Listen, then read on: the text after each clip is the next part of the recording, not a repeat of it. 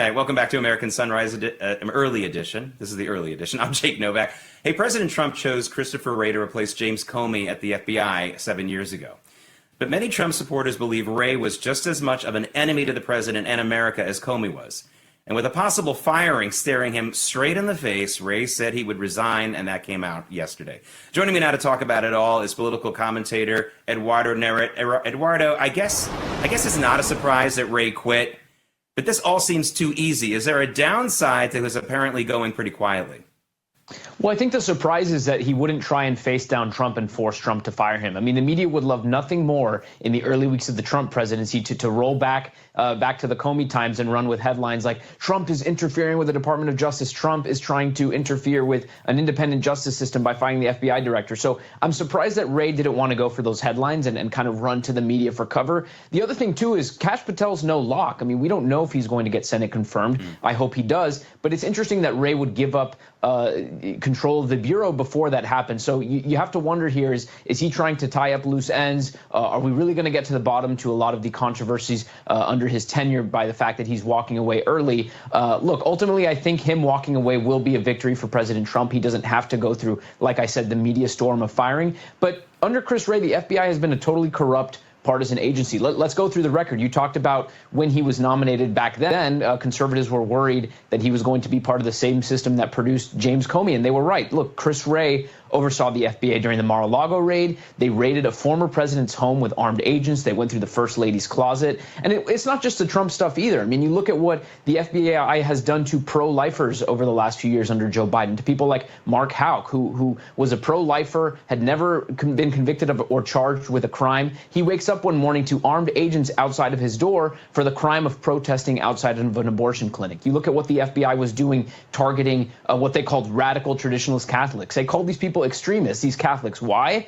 Because these Catholics preferred the Latin Mass, which has been practiced for hundreds and hundreds of years. So this is the FBI under Joe Biden. This is the FBI under Chris Wray. And it's been going on for several years. And the American people have finally taken notice. One more thing, and I think this could have played a role into Wray seeing the writing on the wall and seeing that really there was no sympathy for him. Just last week, a Gallup poll showed that public trust in the FBI is at a 100-year low. So it hasn't been worse in the last 100 years than it is right now under Chris Wray. That is an indictment on his leadership. That is an indictment on his corrupt partisan practices under his leadership at the FBI. Yeah, geez, the FBI, the modern FBI, founded by a vicious racist and basically a power-hungry nut job in J. Edgar Hoover. What could possibly go wrong? I don't really know why anyone ever thought that agency had a chance. Anyway, Eduardo, the Luigi Mangione case is extremely disturbing, speaking of law enforcement right now. And unless you're one of those Americans who's so filled with hate that you think the murder of a health insurance CEO on the sidewalks of Manhattan will solve anything, you know, you're disturbed by this story. And I wonder if we've shifted the narrative here in this case. We're dealing clearly with someone who's a wild political radical, but I think what we've seen from Mangione in the last 36 hours or so has really led me to believe we're also dealing with yet another case of the true epidemic in America, which is mental illness. I wonder if you feel the same way. Again, not really trying to say you should get off from this, but this is the real problem here. Yeah, and there's so many aspects about this case that disgust me. Number one, the media talking about his good looks. You see that both on cable TV and on social media, and that is the social media generation we live in. Someone goes to commit a heinous crime, and we're talking about how good he looks or these other aspects of his life. Let's make one thing clear. Mangione is a cold-blooded killer. He's a thug. He should be talked about as much. I mean, anyone who would pre-plan, premeditate a murder like this and commit it in broad daylight in Midtown Manhattan. Well, I guess early morning hours, not broad daylight, but it's really gross for the media to be doing this. And then you hear people online saying, well, this is what happens when people feel like the healthcare system has let them down.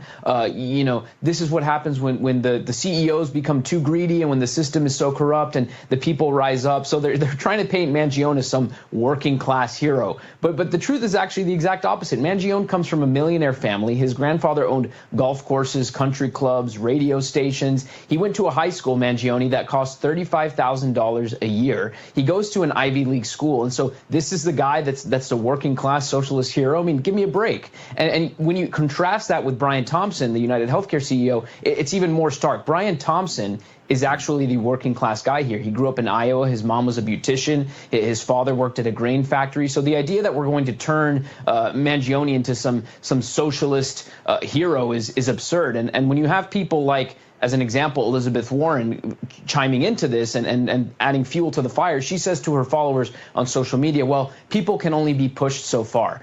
I mean, she's directing her followers. She is directing people to go out and to commit more acts like this. That's so gross. And really, it's what you find when you scratch beneath the surface of a socialist. You find people who are sympathetic to these types of things if they feel like it fits their agenda. As to the mental health thing, look, there was clearly something going on there, but there's a part of me that isn't really interested in hearing about, what he's going through. There are a lot of mental people who have mental illness who aren't going out and doing these types of things. So to me, it's a bit of a cop-out. To me, this kid was privileged. There were a lot of people in his life that, if he was really being driven that far, I think someone would have noticed beforehand. I mean, he had an extensive friendship and family network across the country. You're seeing a lot of these people talk to the media now. Something obviously drove this guy to do it, but you should be talking about that, the heinous aspect of this crime, and not, as we saw on CNN, his abs or how good looking this guy was. I mean, it's really insulting to the victims and to the victims of a lot of crime out there. Yeah, and again, bottom line, even if you are more sympathetic, stop cheering on mental illness. Like when you watch The View, you're cheering mental illness. When you do this and you say, "Oh, I understand this guy," you are cheering mental illness the same way. Eduardo, the Board of Supervisors. Sorry, go ahead. Yeah. No, I was just going to say, go for ahead. people who want to say that, well, it's the healthcare system, all this stuff. If you think one CEO, the CEO of one company, has the power to change the entire way the healthcare system works in this country, you actually don't understand how the healthcare system works in this country. It doesn't come down to one guy. There are many stakeholders in this system. There were problems with American healthcare before Brian Thompson. There will continue to be. And so I hate to even say that because that maybe rationalizes or tries to put a logical argument on something so illogical like a killing. But again, it has to be said because you go on social media and you see people applying this logic. Well, I mean, the healthcare system's so bad. It's like it had to be done. It's like, first of all, what are you talking about? That's not even the way things work in this country. And like I said, I hate that it even has to be said, but that's where we are with these people. Yeah, that's what I've been saying since Monday. It's not going to make one bit of difference. He could have developed an app or a website that increased access to healthcare. He could have helped. Instead, he just killed someone and will make a difference. Eduardo, another story. The Board of Supervisors that runs the city of San Diego infuriated me and a lot of other people this week when it voted 3-1 to not help the feds in any way if the Trump administration moves to deport illegal migrants in that city. Now, that includes the illegal migrants who commit other crimes. Violent crimes, too. But then the sheriff of San Diego County, Kelly Martinez, weighed in with a little bit of sanity. I got ahead of my skis there calling her a hero, but at least she came out and said, hey, wait a minute. If we're trying to get a criminal who's on top of being an illegal migrant criminal, we're probably going to help ICE or the feds here. I wonder if you agree with me here that we're in a situation now where just being a sheriff who says they're going to follow even some modicum of the law kind of makes you a hero in comparison to these radicals in blue cities. Well, that just shows you how far the left and the Democrat Party has become in these cities. That's how lawless they are, that now someone who wants to follow even some of the laws, they're seen as some bulwark against the system. And look, she does deserve credit. She's someone who identifies as a Democrat, but I think we're starting to see this across the country. Look at Eric Adams, for example. Trump won the popular vote, and there are enough sensible Democrats out there who see the way the wind is blowing, and they want to be a part of that, or at least they don't want to stand in the way. Again, not to take anything away from what she's doing. What she's doing is far better than the alternative, trust me. But, I want every voter out there, especially if you're an independent or if you're a Democrat or if you're, let's say, a first-time Trump voter and maybe you just voted for Trump this election, but you're not too political or you're not, let's say, a bleeding conservative. Look at what's happening in San Diego. Look at this sheriff. Look at that city council. And look at all the cities across the country that are now refusing to enforce federal immigration laws, cities that are actually allying themselves with violent criminal felons who are destroying their cities over the people that they are elected to serve. I mean, this is how insane the parties have become. And again, it's not just San Diego. There are many cities that are doing this. And I looked this up this morning just before coming on your show. It's actually a crime to obstruct an ICE arrest. It is a federal crime. So I hope Tom Homan, Stephen Miller, Kristi Noem, she's running DHS. I hope these individuals, when they come in and if they see, city officials obstructing these arrests, they charge these people. I mean, people need to be charged for obstruction. This is a national security issue. You are blocking the federal government from arresting thugs, criminals, felons, and the Trump administration shouldn't stand for it. It's outrageous.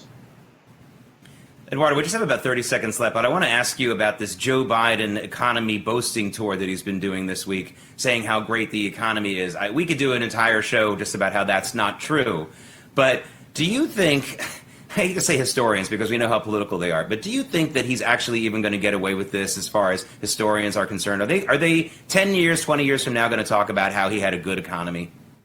You know, unfortunately, I think so, because if they're writing about it in the present, what's going to change in the future? I mean, I think if it were the reverse, if they were saying the economy was so bad right now, you know, maybe you have a chance in 10, 15 years if things change, especially after the fact, they'll go back and say, well, some of his policies work. But the fact that they're lying to you now shows that they're going to have no shame in lying to you in 10, 15, 20, 30 years. The bottom line with Biden's economy is this. They can point to the stock market. They can point to any of the other metrics. Oh, I'm bringing manufacturing jobs back. He loves to say that. It's not even true. But the main metric is, A, the people. Ask the people. They voted against him. The Democratic Party lost in a landslide. If they're not telling you in the prices and the way they voted that the economy was bad, I don't know what else will. And then the second thing you got to look at is inflation. I mean, inflation was up to 9% at some point during his presidency. And the Democrats continue to say after the fact, well, inflation has come down. Yeah, but that doesn't mean prices have come down. That is something that I was harping on this entire election season. If inflation was up here at 9%, and then it goes to 2%, it just means it's going slower. It doesn't mean prices come all the way back down. And they tried to actually hoodwink the American people into believing that, and it didn't work. Americans know that their prices have gone up 20%, or if not more, in certain sectors since Biden took office. And I think that's the greatest indictment on his so-called wonderful economy. Yeah, and we just learned yesterday that inflation actually did tick up last month. So anyway, Eduardo Naret, thanks for joining us. We'll be hearing from you again.